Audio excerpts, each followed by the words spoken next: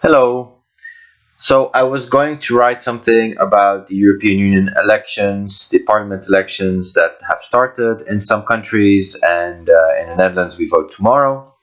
But then I thought I don't feel like writing a whole thing and then debating in more text, so let's record a short video. I thought, what do I have to share with people about the EU that might be interesting or relevant or not at all for tomorrow? And I wrote down 5 keywords, and I'm not scripting any of this. This is just basically some kind of improvisation. So the first word is paper.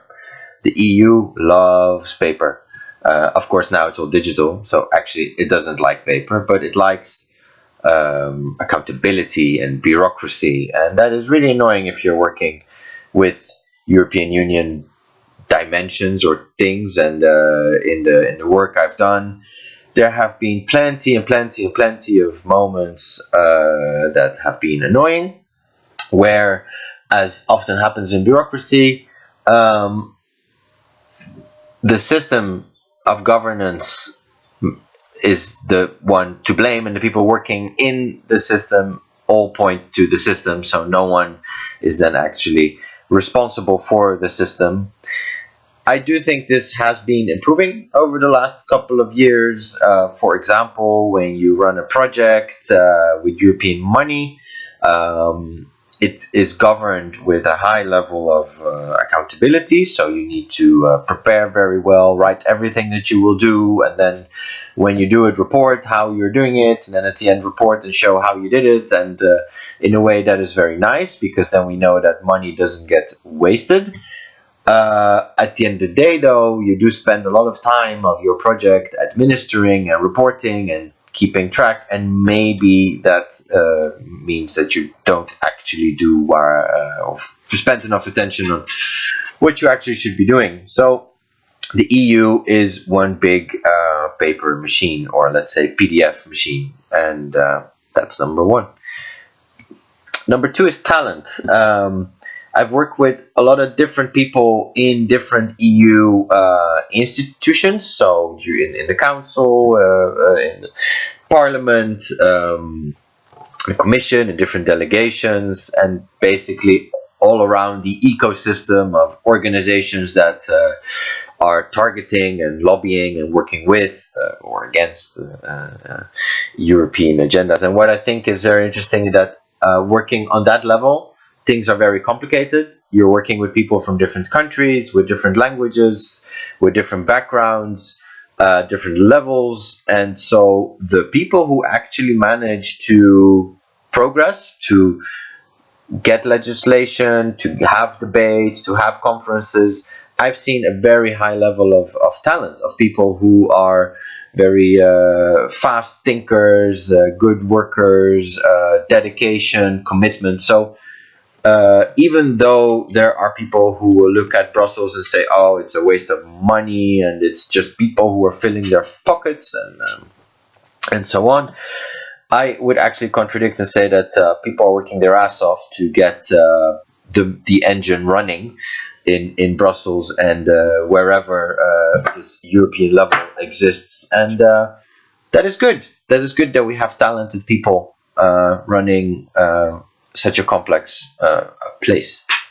That's the second one. The third, and it's connected, it's, I think, European policy level is generally speaking ahead of the game.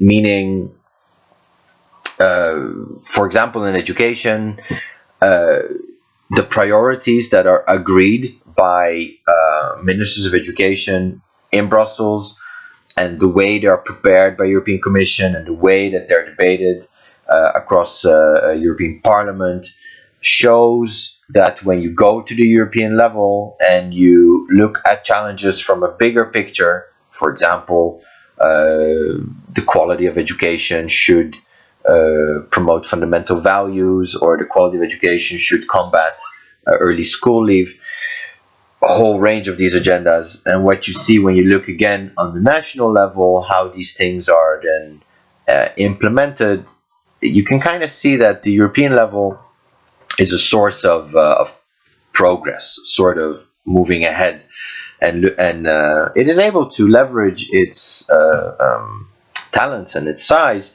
to bring in exciting research, to genuinely drive innovations. Of course, it's doing it on a far more limited budget than national authorities. So that is something that I've always admired about the EU. Number 4, it is quite, and this is an understatement, complex. So 28 and soon 27 countries, and I think, I haven't checked this, 43 DGs, so let's call them ministries.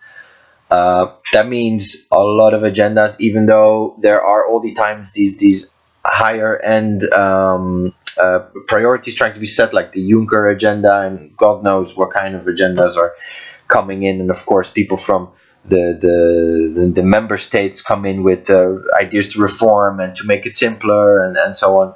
But at the end of the day, it is just very complex to have an overarching level of government that is including and should provide jobs for people from 28, soon 27 national levels. So very confusing, very complex, and therefore very difficult to actually see who's doing what and why and where efficiencies are. So I wish that whatever you're voting, have a look out for the word reform, but also something analytic perhaps.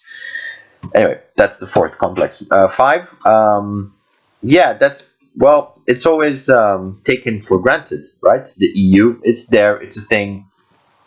We think about it when we have maybe Eurovision Song Contest or European Football Championships.